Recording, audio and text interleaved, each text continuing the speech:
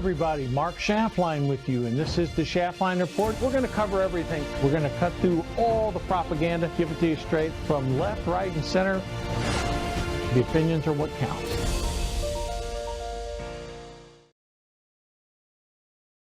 Hello, everybody. Mark Schaftlein with you. Happy Sunday. Happy to have you with us on Schaftlein Report and Patriot.tv. Boy, I tell you what, it just never stops with these Democrats. It's just crazy, the things happening. Will he, won't he? But you know, one thing what we're going to focus on today, and when Donald Trump gave his speech on Thursday night, he talked about his economic plan. And folks, Donald Trump is up 20 to 25 points over Joe Biden on the issue of the economy. And what a great guest to have to come talk about it with me today. Steve Hayes, you have a background in taxes. You have a lot of strong opinions relative to our tax system. First of all, I want to welcome you to Schaftlein Report. I want you to talk about Americans for Fair Taxation and give a little background to our viewers and listeners, because we're getting ready to have a lot of fun over the next 55 minutes. Well, we certainly are. You know, and it's ironic, Mark, that the president, former President Trump, and probably next president, has said that he wants to get rid of tips in last night in his speech, but he also has said he wants to get rid of the income tax. And he was throwing out, and I think somewhat tongue in cheek, he would do it through raising tariffs, which is how we funded the government back when we started as a government in the United States. That's really not very practical today because of the way our trade works, but there is an easy way, and that's leading into Americans for Fair Taxation. We're proposing a national retail sales tax that would be levied on new goods and retail services. For example, you go to Walmart and you make a bunch of purchases, you'll pay the sales tax, if you have a state sales tax, which we do in 45 states, and you'll pay a federal sales tax. However, you will not have any withholding of Social Security because that's included in the sales tax, nor of income tax in the federal level. So you'll get your entire paycheck without any federal deductions. In addition, there's a family allowance, which says that that family buying the items at the store are not going to pay any amount of fair tax until they have purchased, family of four, over $40,000 of retail new items and paid for new services. So there's a cushion. They don't start paying tax until after that. It's a 23% rate, but only if you're making huge money will you ever pay 23%, because your family allowance brings it down. For example, a family paying $60,000, all new goods and retail services, would be paying the 23% tax. It's actually 30% at retail. I can explain that if you want, but effectively, they'll be paying about a 15% tax. And so Steve, it's not a situation. Yes. So let me ask you this, Steve, because you're answering the question that was on my mind, because the antennas went up when I started thinking, well, wait a minute now, you know, when Americans hear there's going to be no more IRS, they think, okay, great, because people, whatever you think of government, that is one agency people are fearful of, and rightfully so. You know, the Justice Department people may be afraid of that right now, but the IRS, everybody deals with it. Steve, 23%, that, and you said it could go up to 30. Walk me through that, how it actually would work. Okay. What you're doing is you're calculating a number which will fully replace personal corporate income tax, gift tax, estate tax, and corporate tax. And that works out to 23% of the retail spending on new goods and retail services. Now, if you take it like the income tax is calculated, it's called an inclusive rate. You know, a 30% bracket is 30% inclusive. In income tax, it would actually be 38% as a percentage just of a gross tax. So we tried to do the same thing. The income taxes, we used 23%, but effectively, if you look at it like it was your state sales tax, it's 30% at the register. Yeah, Okay, because if you're the average state sales tax is what, Steve, around 7-8%? something like that. Yeah, but it's either of $1, 77 cents is for the product, like in Europe. If you go to Europe and they have their value added tax included, you have 77 cents for the product and 23 cents going to the government. In the US, if you have $1 and you're paying tax on that dollar, you're actually paying $1.30, and 30 cents is 23% of $1.30. I know it's a little convoluted, No, and no, we I get probably it. shouldn't have gone this way, but that's what we wanted to do, to be even with the income tax, to show the difference. Now, I'm a fairly quick study in mathematics, so let me just throw some numbers out to you here based upon what you just told me. All right, Right. this country has approximately, depending upon how you count it, an economy that's $18 trillion. Right. 18-ish, could be slightly more, slightly less, depending upon how the growth figures are. Okay, so let me just, for simplistic purposes, call it 20. Okay. Right.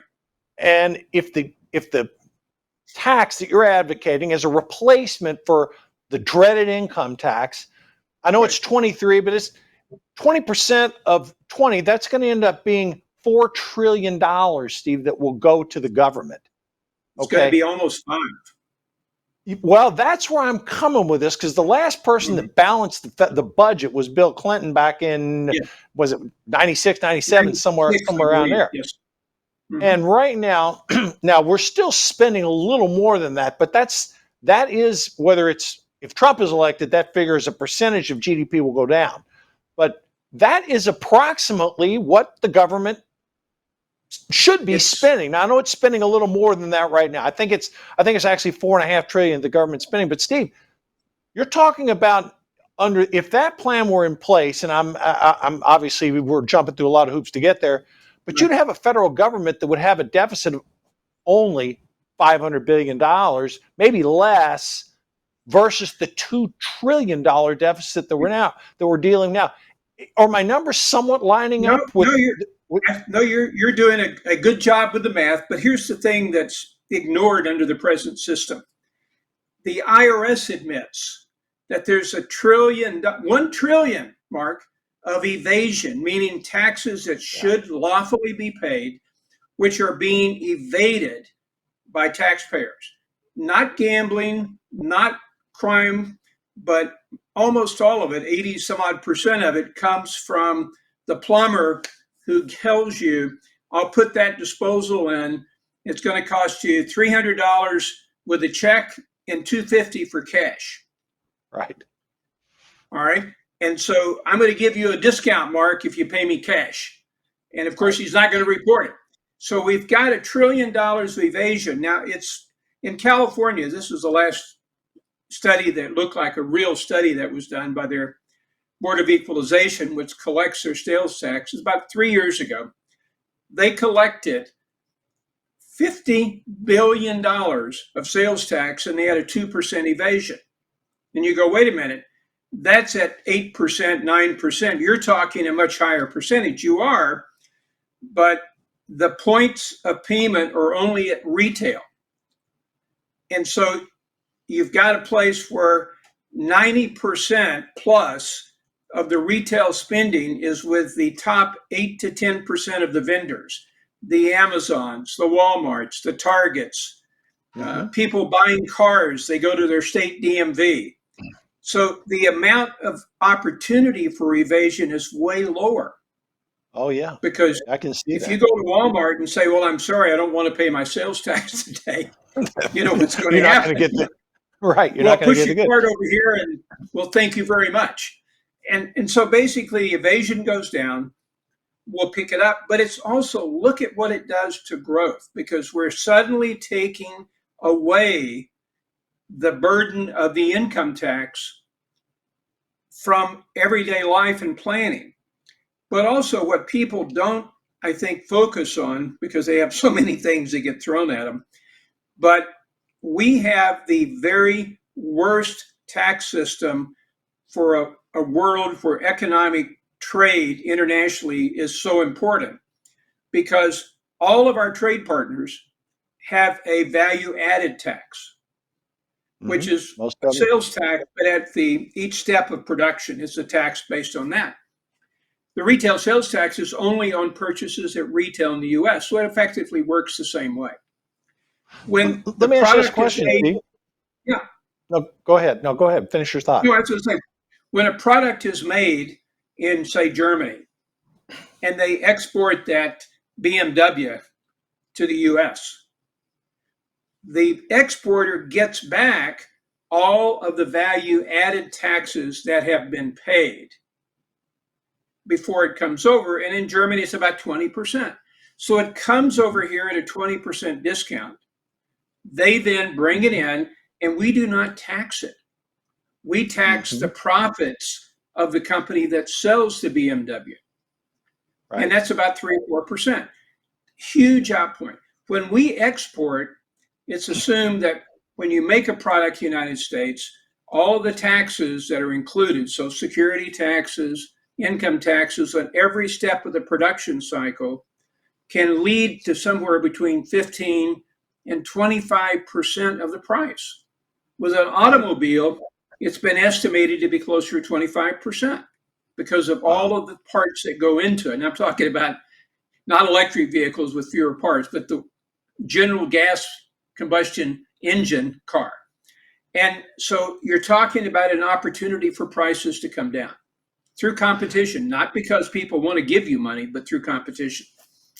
Well, Steve, at that point, I'm going to take a quick break right now, but when we come back in about 90 seconds, I'm going to dive into this a lot further because who is going to be opposed to this? What type of services? A lot of questions for Steve because this is some very thought-provoking stuff, and I know if you could avoid income taxes and go to this, you're going to be a lot happier, you're going to be a lot wealthier. Be back in 90 seconds.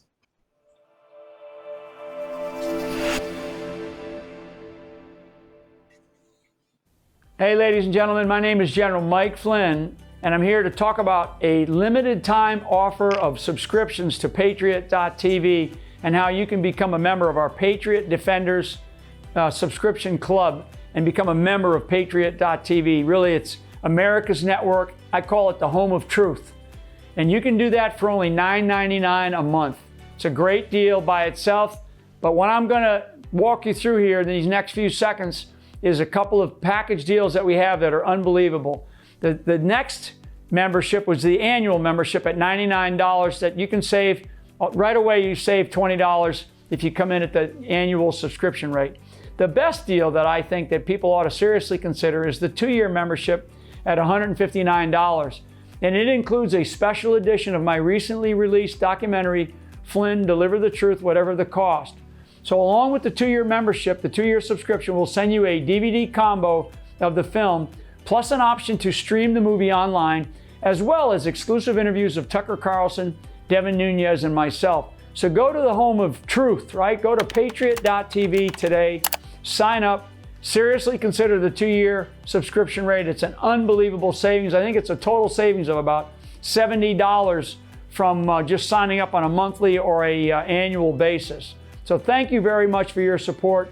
Patriot.tv is America's new network. Thank you.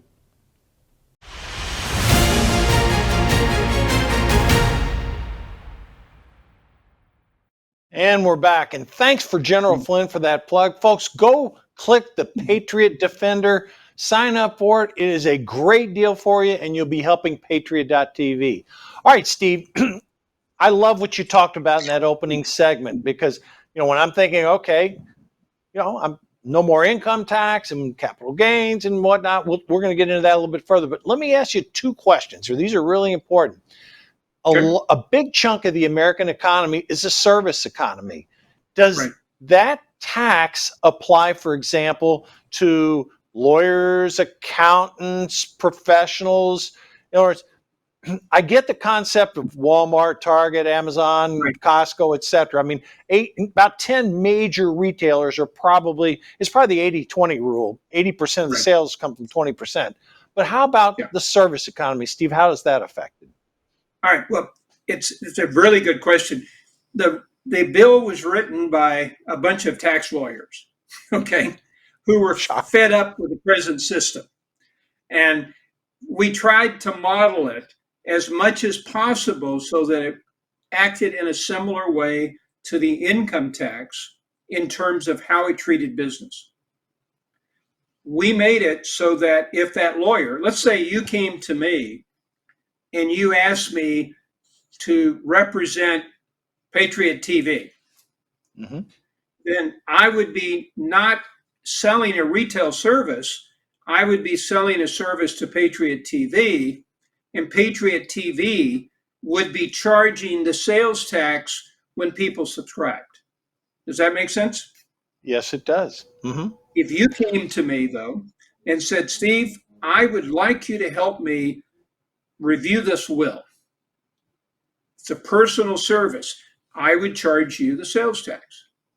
Okay. If you So if went, it's a, go ahead. No, if you went to your medical doctor, it's Mm-hmm. almost always going to be the retail because it's a personal service back. But see, Mm-hmm. one thing, Mark, people say and I've had this happen for a long time, people say, wait a minute, you mean I'm already paying this copay with my doctor and all this, or I'm paying for these fees? You're going to make me pay 30% more? And I say, well, what are you paying today? They said, what do you mean? I pay just the dollar. No, how much you got to earn to net that dollar? And for most people, it's pretty close at the bottom areas to $1.25, $1.30. It's not a raise in cost. It's simply shifting it around to where, Mark, you determine how much tax you pay by how much you Mm-hmm. spend. If you and I Now, go to the car dealer and mm-hmm. you're the kind of guy that wants like the new Mercedes. I'm the kind of guy that's okay driving a 2-year-old car. You're going to pay the fair tax on the new retail car. I'm not going to pay it on the used retail car. Okay. Oh, so So it's only new car, not only okay. new cars, only new things. My daughter used to give me all kinds of guff because my grandkids, I would get them things when they were, really small. And she would laugh at me because she would say they're only going to use them for, a year or 6 months, or they'll break them or whatever. Go to a garage sale. You can pick them up for a dime on the dollar. And that's what a lot of people do, particularly lower income people. And they're going to get that family allowance every month that can offset any fair tax from what they buy up to it's called the poverty level. All right, now let's talk politics a little bit here because you knew where I was going to go with this, Steve. So I can see the rights of the Republican side of the aisle loving this idea. We're going to get rid of the IRS. We're going to reduce the size of government. There's going to have to be an enforcement mechanism behind it, but that almost seems like nirvana for Republicans. Right. On the Democratic side, our esteemed colleagues, Joe Biden et al., something, Steve, tells me they may not be, let's say, thrilled about getting rid of the IRS in exchange for this. And I can already hear the demagoguery out there. Hey, you're trying to hurt poor people. Hey, you don't want a social safety net. They're going to kick you off Medicare because it won't bring in enough money. You're already having to pay a copay. I know you just talked about that. I mean, the special interest groups that literally fund the Democratic Party, which is laid wide open over the last 3 weeks since Joe Biden's debacle debate performance. Steve, address those, quote, special interest concerns, because I can see this like I'm looking at this camera right now. Well, yeah, I mean, you are totally summarized it correctly, because what you've got are a lot of people on the let's just say the small government side. Let's not even call them Republicans, but people Fair that enough. are against the deep state and all of the control, looking at this proposal as an incredible way to give freedom back to people. I mean, frankly, it's the biggest transfer of power back to the people we've had since maybe the Constitution, because we're giving people back the power to tax. We're not keeping them at the effect of some bureaucrats in DC deciding that this year it's okay to deduct this, next year it's not. This year the rate's this amount, next year it's higher. I mean, all of those things are done behind the scenes, and the big government people who Biden represents are very much against this because of that change in control, because it gives control back to the people. So I think it's really at a basic level we're talking. It's not even economics with them. It's who controls you, who can threaten to send the IRS after you, who can threaten to change the way that your home is taxed, who can threaten to say, we're going to start taxing you, Mark, on any unrealized gain on your home. All right. You can't do that. No, and it's interesting that you mentioned that, because look, after Biden's disastrous debate debacle, okay, and then Right. remember when he had that interview with I can't remember whether it was Stephanopoulos or Lester Holt, or it was one of the African American radio hosts, where he throws out this thing that obviously he always talks about taxing billionaires more, okay, because it sounds good. None of his base, well, more of his base is billionaires than people realize, but generally there's not that many billionaires in the country. But the point being, he throws in this radical idea of rent control caps. We're going to cap rent at 5% per year. We're going to make these billionaires pay 24% and blah, blah, blah, blah, blah. Just talking out of desperation. But underneath all of that is the underlying theme that the Democratic Party is a special interest identity politics party. And I'm trying to think, Steve, what would be the carrot at the end of, the carrot and the stick analogy that could ever get a Democrat to support this idea? Because your general populace is going to say, wait a minute, I don't have to pay the IRS anymore. And you mentioned a horrific idea about taxing unrealized gains. I don't think, thank God, we have Republicans that will prevent that happening right now. But I mean, that's a horrible idea. But what would be the carrot that could get some Democrats to go along with this and fight their special interest? Well, you remember Charlie Rangel, Mark? Oh, sure. He was the long-term congressman from New York. And he's about 94 years old now. Yeah. Yep. I used to go in, back in the 90s, I would go into his office, and his tax aide and I, because he was on the Ways and Means Committee, would have this, and it was what I used to call New York discussions, which means at the top of your voice, okay, yelling at each other. Not mean, not mad, but just elevating the conversation. Charlie would come out and with a smile, really a nice gentleman with me, and he would smile and say, come on, guys, keep it down, will you? And he says, what in the hell are you arguing about? And I went through and explained. And then the next time I was there, he came out specifically when he heard I was there. And he told his aide, he says, I think Steve has actually got the right idea.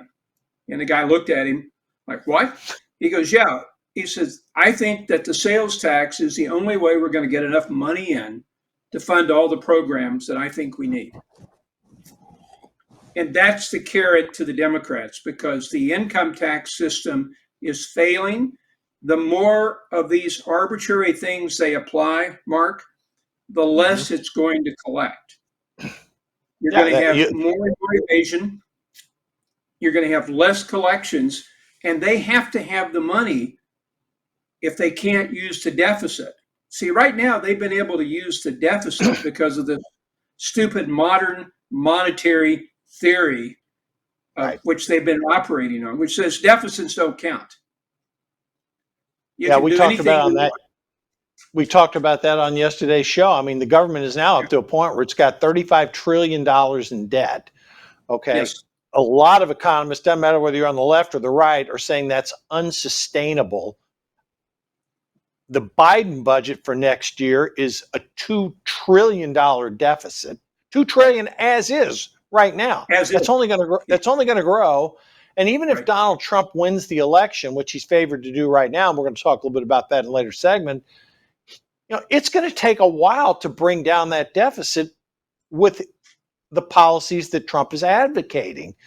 And it doesn't look like, even in the most wildly optimistic polls, that there would be 60 Republicans in the Senate.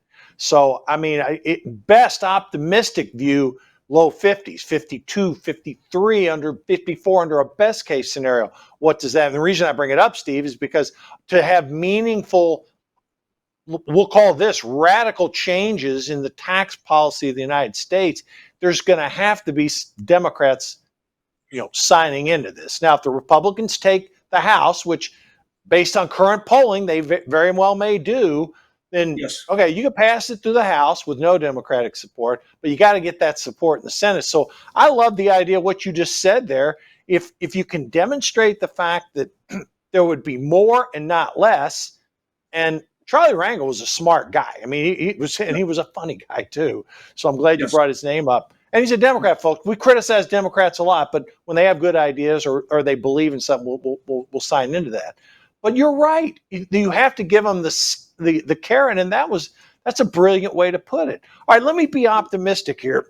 Well, we've only got about 30 seconds left, so I'm going to pose the question, give you a minute to think it through, and then on the other side of the break, we'll come back and deal with it. But Steve, what would it take? Would there be a phase-out period of the income tax? In other words, if we could get the political support for this, when we come back on the other side of the break, walk us through how we would implement such a policy. And you're going to have about 90 seconds to think about that. So we'll be back. I love it. Quick break, and we'll be back. Thank you.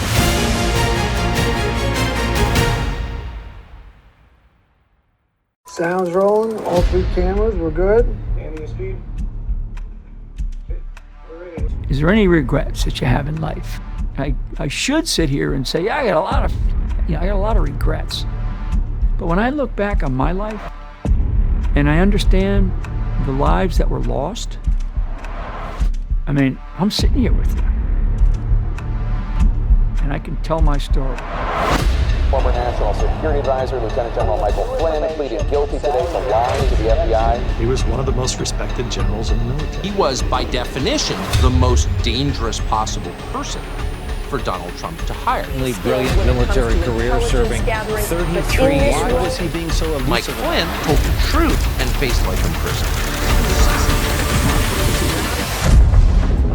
Every American needs this historical DVD keepsake. Flynn delivered the truth, whatever the cost. Hand-signed by General Michael Flynn, one of America's most treasured military heroes. Order now at the Patriot TV store. Go to Patriot TV, click on Store, and grab a once-in-a-lifetime chance to own a treasured piece of American history. And get your own personal download link to watch America's most talked-about movie, as well as a DVD hand-signed by General Michael Flynn. Use promo code PTV at checkout to get special savings. The Patriot TV store. Incredible savings and a secure, hassle-free shopping experience.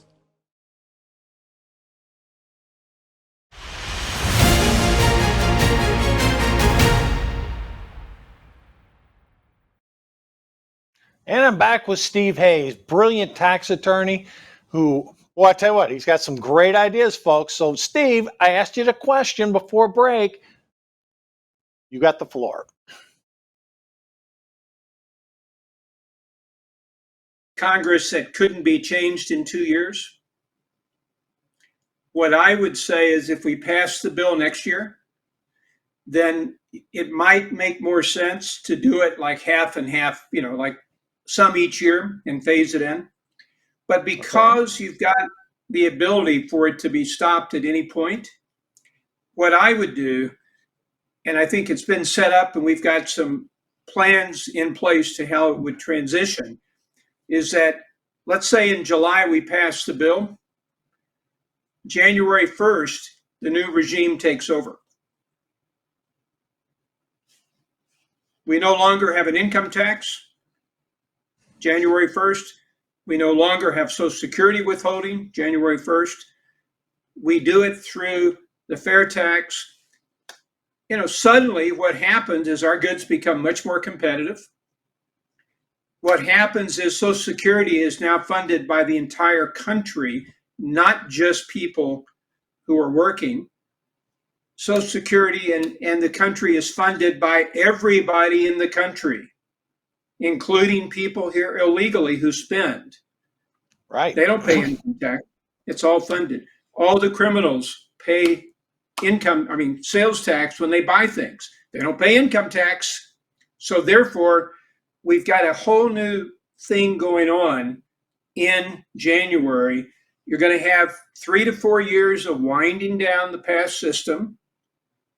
It's going to be collected by the states, Mark, because they already collect very efficiently state sales tax. So would the state, Steve, quick interrupt. Would the states then remit that to the federal government? Yes. Is that how? Yes. That's how that. Yes. Okay. Yeah. Okay. Real federalism now. We're talking about the states collecting it because, again, there are many fewer points of collection. Right. The states are already set up to do 90% of the sales tax. You'd have to include taxing people like me for retail services, but that's not a big reach. And so the states collect it, they enforce it, and it's really easy to enforce, Mark, because if you've ever filled out a sales tax return, it's how much did you buy, and you have to file with them to show that you're a retailer, so you don't pay the sales tax in the state, and then that you're supposed to say how much you sold. Well, in the 90s, California had algorithms, and all the states do, which said if you have a store, like let's say a convenience store, in this particular demographic area, you should, and you buy X dollars of goods at wholesale, you should be paying Y dollars of sales tax because they account for shrinkage, people stealing things, for spoilage and all. And this is the average. And if you don't fall in that average, you get visited. And you don't want to be visited by these people because they're worse than the IRS some cases. Okay. And so the lack of evasion is very, very low at this point because of the way that they can monitor it. So it's collected by the states. It could be done easily for the following January because it's a simple thing. You're talking about, look at all the people that use electronic cash registers. One button. Yeah, I mean, the other thing I'll say to support that, the country itself is becoming less cashless. I mean, more cashless, less cash being used. I mean, think about this, Steve. Almost whether you go to a grocery store, restaurant, fill up your car with gas. I mean, almost all of it. I mean, a large percent is credit card, debit card, some of these pay services. I mean, I don't know what the percentage, you might know, but better than me, but isn't the percentage of cash transactions decreasing year by year? Therefore, yes, it is. Yeah, that's what I was thinking. Greatly decreasing, and that's intentional. A lot of the, because a lot of the evasion takes place with cash transactions, obviously. Sure. Right. Right. And so it's intentional. That's why a lot of these governments are going to digital currency. That's why our government is talking about digital currency because they want to be able to trace it. So they want to know that Mark got X number of dollars and how he spent it. And that's the other thing, excuse me, Mark, that is ignored here, and I think at our own peril. And that is, look at all of the financial and personal information the IRS has off your tax return. Oh. And they're trying to get more. They're trying to get access to all of our bank accounts because they say, well, AI can go in and look and make sure that Steve and Mark are actually not, spending the money wrongly, so to speak. And and they say, oh, we'll never show it. Well, you ask those billionaires and Trump and all how much they believe it. I mean, you're in a situation where they might never show Lester Holt's tax information, but Mark, yours would be fine. And you'd have people on the left saying, that was a thing of great patriotism because they're exposing this, you know, righty who's trying to disrupt and create a dictatorship or whatever the rhetoric would be. Oh no, I But get your point. I mean, if you got a Democrat in the White House, they've already demonstrated this by look what they did to Donald Trump. You know, if you're a conservative or you're in media and you're conservative, you are a prime target. I mean, you can say, I mean, I can give you two examples. Look what they did to General Flynn. Look what they did this year to Donald Trump. I can give you countless other people who have had to deal with, you know, the system. Look what they're trying to do to Elon Musk right now, you know, because he comes out and he supports Donald Trump. Now, all of a sudden, some of these billionaires in Silicon Valley are going, wait a minute now, hold on. Musk was one of us. Now he's on the other side. More and more of them are shifting over, of course, too. From a practical point. Yeah, from a practical point, Steve, let me ask you this, because the current president that we have, I mean, he doesn't appear to be capable of doing anything. Okay, so is it realistically, it sounds to me like our best hope would be get Donald Trump elected, have a Republican Senate, a Republican House, and then propose legislation sometime in 2025 with enough carrots to say bring along, I know this is an outdated term, folks, moderate Democrats. I mean, they're few and far between, but there's enough of them. I mean, I think there are. I think there's 10 of them in the Senate that could move over. And see, one of the things that happens here that is not necessarily, I guess, viewed at, and I don't want to negotiate against our own bill, but I had a conversation with Jared Bernstein, who's a very, very big Democrat economist. Oh, yeah, sure. And he said to me, oh, yeah, I know about the fair tax. I don't like it because it's regressive. I said, wait a minute, how can it be regressive if we're letting people making up to $40,000 pay no tax? Right now, they pay Social Security tax, 7.65%. How can that be regressive? And he says, well, you know, that kind of thing. And I said, but let's go back. Let's say we made it so that people making up to, at that point, this was about 8 years ago, $55,000, which was the average income in the country. No tax, family of four. And he looked at me and he said, give me your card. Because what that does is it exempts a larger portion of the people that they supposedly care about, but it also increases taxes on spending above the poverty level. So people like you and I presumably are going to be spending above the poverty level. We're going to pay a higher rate because we've had to pay for that exemption for the lower amount. And so I think they're reachable. Sorry. No, I agree with you. And you brought up Jared Bernstein. He's a Democrat, but he is a smart guy. I mean, I remember I've watched some of the debates that Jared Bernstein and Steve Moore had. They're on completely opposite sides of the political spectrum. But Bernstein's not just some sticking his head in a hole type guy. He's Joe Biden's one of his chief economic advisors. So the fact that you got Jared Bernstein to say, hey, wait a minute, there might be some points to this. I think your statement that there could be up to 10 Senate Democrats that would consider this, obviously phased in over a period of time. I'll tell you what, that's for, you know, I learned something doing this interview. That's more than I thought initially, because I'm thinking this is too practical for Democrats to support it. But when you think about the carrot and, hey, we've got to fund Social Security, and Steve, you know, you've studied this.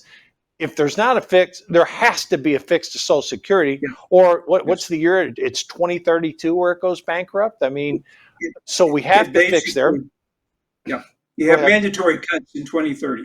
Yeah, as I recall. Yeah, and yes, and this funds Social Security forever, but it also allows us to be specific. Right now, there's not anybody watching your show, and I'm going to say you and me included, that can tell you what percentage of the taxes we pay go for defense. We don't have a clue. But if you have a percentage sales tax, it's very simple. You say, what percentage of the budget is defense? Multiply that by what you're paying that much. So if they want to cut education department out, I did the numbers on it before. It'd be like 1% less sales tax. But you can actually identify it on a napkin, or like a lot of people do now in their smartphone calculator. You can identify exactly what every dollar of tax you pay, what percentage goes to each department. And that's Steve, something we can't do. Ultimately, if this were implemented, and along the lines of what we're talking about, if we had a Republican House, Senate, and Donald Trump was president, this is a type of bold thing. I think Trump would take a look at this thing because, you mentioned early on in the show, we talked about no tax on tips. I think he would think about something like this because ultimately, if it can lead to greater growth, then that added growth would be the mechanism used to where we could actually balance our budget. And then if you, and folks, I want to put this in perspective, if you have a balanced budget through the plan that Steve's talking about here, and the economy starts to grow, then Steve, that $35 trillion deficit is not as scary of a thought anymore. And people are saying, Mark, how could it not be? It's going to go up. Real simple. If you grow your way higher, and the percentage of debt to GDP goes down, then most economists and tax attorneys like you, Steve, will say, hey, that's a manageable issue we can deal with. And then it's the old guns and butter argument. Then we're not going to have to end up, producing less tanks, for example, or we're going to have to produce the percentage of the budget that goes to pay the interest on the debt will not overwhelm us. So I think ultimately, and we're going to talk about this after the break, that's a key thing I want to talk through with Steve, is if this can actually manage to grow the economy faster than it would under the current tax system, that's another way we might be able to bring Democrats aboard. All right, we're going to take our final break, and we're going to talk about that when we come back, and we're going to talk about the difference between Trump and Biden tax policies. See you in 90 seconds.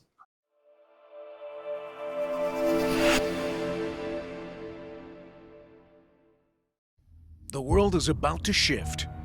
Banks are going cashless globally with the emergence of central bank digital currency, which will bring with it programmable money and the ability to turn on or off your purchasing power based on your digital social profile. It's like the equivalent of spyware in your bank account. You need to get out of the system with the world's safest and most private assets, silver and gold. Call Kirk Elliott, PhD at 877-547-5743. That's 877-KIRK-PhD. Hey, ladies and gentlemen, my name is General Mike Flynn, and I'm here to talk about a limited time offer of subscriptions to Patriot.tv and how you can become a member of our Patriot Defenders subscription club and become a member of Patriot.tv. Really, it's America's network. I call it the home of truth. And you can do that for only $9.99 a month. It's a great deal by itself, but what I'm going to walk you through here in these next few seconds is a couple of package deals that we have that are unbelievable.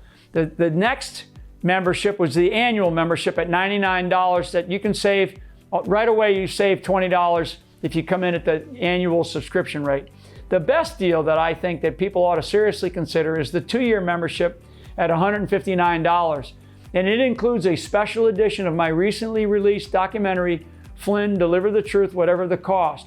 So along with the 2-year membership, the 2-year subscription will send you a DVD combo of the film, plus an option to stream the movie online, as well as exclusive interviews of Tucker Carlson, Devin Nunes, and myself. So go to the home of truth, right? Go to Patriot.tv today, sign up, seriously consider the 2-year subscription rate. It's an unbelievable savings. I think it's a total savings of about $70 from just signing up on a monthly or a annual basis. So thank you very much for your support.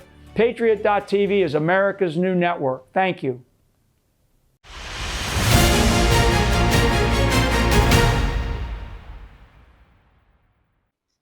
And we're back. Thank you, General Flynn, for talking about Patriot Defenders.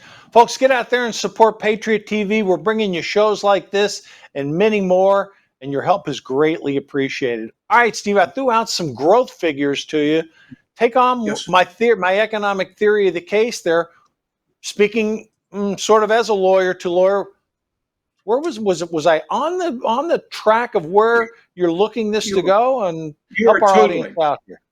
No, you're totally on it because, back in the 90s when we first started talking about this, we actually had some economist who would be on a panel with me and they'd say, "Oh, well, you're just a lawyer. We're the economists. Now, it's not going to grow." But that argument's over. Nobody actually disputes that the economy is going to grow faster, more robust under a consumption tax than an income tax. Nobody. Not only because of the advantages it gives us in world trade, but also because the incentives are in the right place. You get to keep what you make. You don't have to worry about making too much and getting to a different tax bracket. And what happens is we become a magnet for investment because remember, a country that has a tax system like Germany, England, various other countries where people may invest, there's between 5 and I've heard as high as $15 trillion of what they call on the shelf money, money that's frankly been stolen from other countries, from countries by dictators or Russian oligarchs or the Chinese, that's in offshore under no jurisdiction, that's always looking for investment.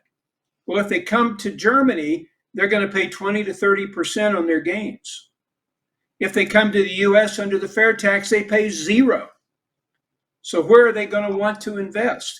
And what's going to happen when they bring all that money in? Our productivity is going to zoom because that money allows our businesses to become more productive. Wages go up with productivity.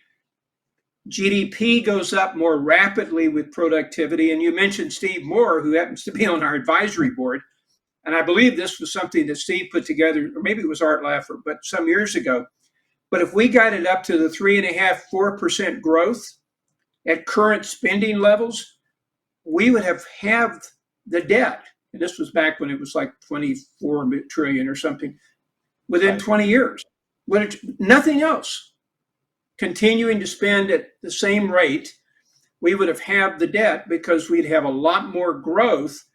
And actually, the other thing, I really believe in rewards. That's the way I was raised. I didn't get rewarded for being bad. I got rewarded for doing things that made sense to my parents. Well, I tried to raise my kid that way, and I tried to raise my grandkids that way. And here, you've got a government that gets rewarded whether we do well or not because they grab the money before we get it through withholding. Right. Under the fair tax, they get rewarded because people have more money to spend and feel confident in spending it because every time they spend something, ka-ching, it goes to the federal budget. It goes to the treasury. So they get rewarded for the things that we rewarded our kids for. And then the big thing, though, is personal freedom, Mark. I have to come back to that. Economics is really important. But even if we had better economics under Biden, the way it's going now, we're heading to a deep state that controls everything. And we want to change that. And I believe the reason Trump likes the idea, he knows about it. Okay. Oh, yeah. The reason that he likes the idea or will like it more is because it's a huge blow to the deep state. Look at all the people that use it to manipulate, to change this and that, and to control us. That's all gone. Oh, 100%. I mean, the amount of control that the Treasury Department, I mean, think about this. You've got a weaponized justice system. You've got effectively a weaponized Treasury system that, at the presidential directive could say, oh, listen, these candidates over here, let's really dive in and see what they're financing. These right-wing hosts here, this conservative here, it takes that away. And besides all the economic pieces, all of a sudden we're not sitting here dealing with central bank digital currency issues, the control that you've referenced in the show many times, the personal invasion of your privacy that happens every time you do these transactions, the amount of information you have to fill out on your tax forms. I mean, Steve, it is no coincidence that states that have lower state income taxes or no state income taxes are experiencing the highest growth. Let me pose this question to you, because these are great ideas that you've laid out. Politically, where's right now, share with our viewers and listeners the political support that you have and what has to happen other than Donald Trump being elected. Let's make that assumption for argument's sake, because Trump's elected, we got a Republican House and a Republican Senate.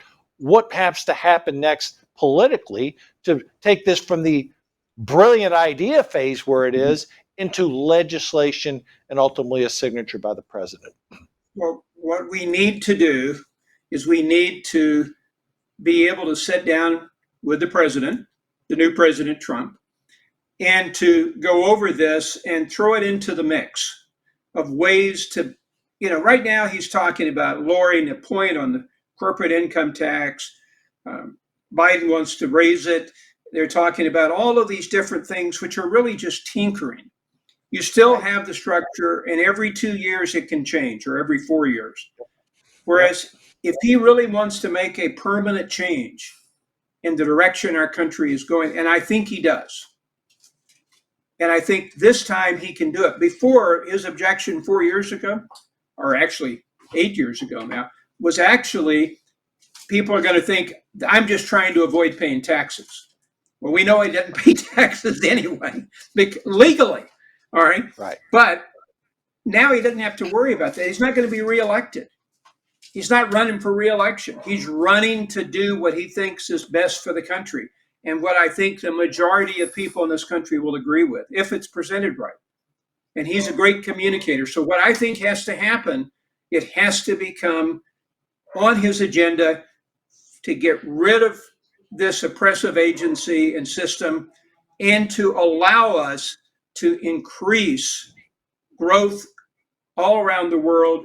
Jobs, wages go up. Everything is going to be better if we have a better and more fundamentally sound system of taxation.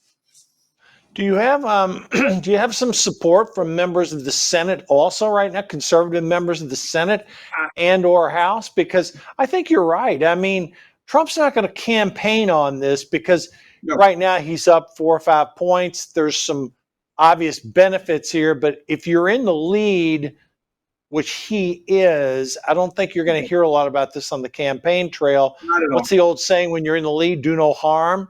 Okay, so yes, it's his to lose. So do you have some allies in the Senate and the House? And you mentioned Arthur Laffer. I know Trump knows Arthur Laffer. He respects him. Do you have Larry Kudlow? I would venture to say Larry Kudlow, whose name is being bandied about as consideration for another cabinet spot. Kudlow served with him before. Larry Kudlow, I think, would be a good advocate for something like this. Well, the advisors to Kudlow and Moore are two of Trump's economic advisors. Moore calls this the gold standard of tax reform. Okay. And so we're going to have his ear. We're going to have an opportunity to talk to him. And Ted Cruz supported us. Jerry Moran in the past have supported it.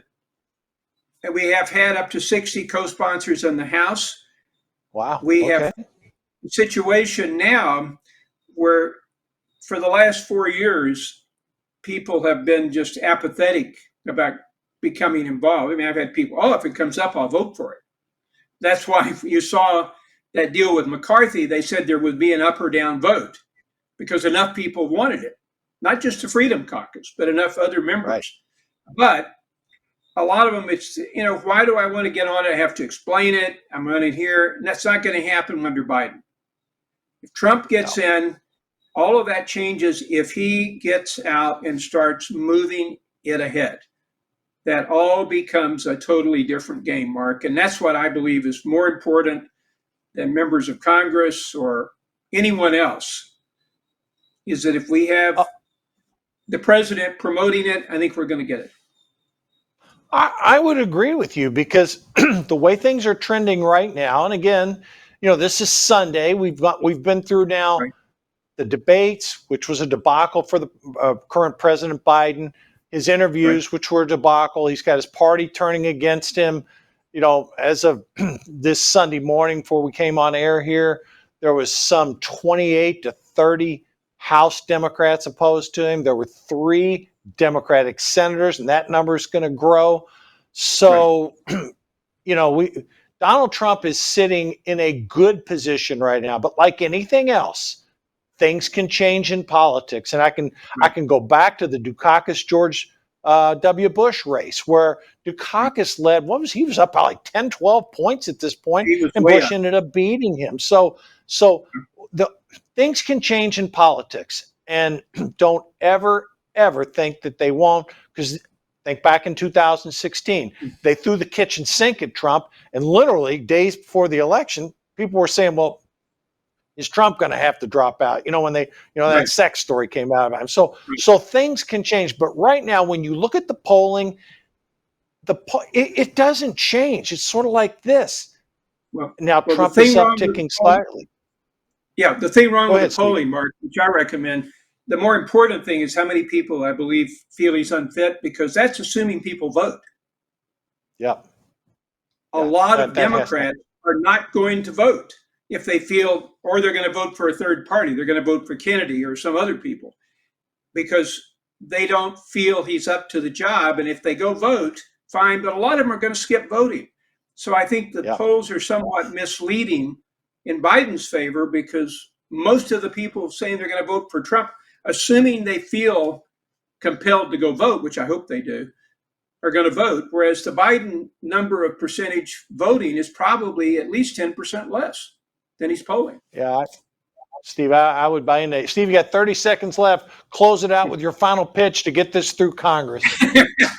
Well, I think what we need to do is just start gearing up so that when we have a new Congress and a new president, that we make sure this is foremost in front of them. They can go to our website, fairtax.org, FAIR tax.org, and join us.